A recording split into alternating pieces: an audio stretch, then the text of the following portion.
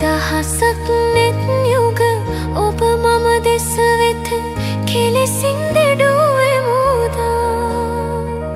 නිසලව හමු වූ දින යන ඔබ මට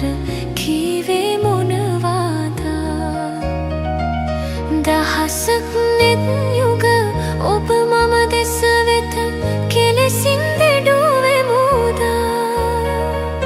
මා සිත් රඟහල රඟ දෙන ඔබ මට කෙලෙසින් හමු වේද මා හද සැලෙන කී හඬ මුමුණා ඔබට ගයන්නට මට සිතුණා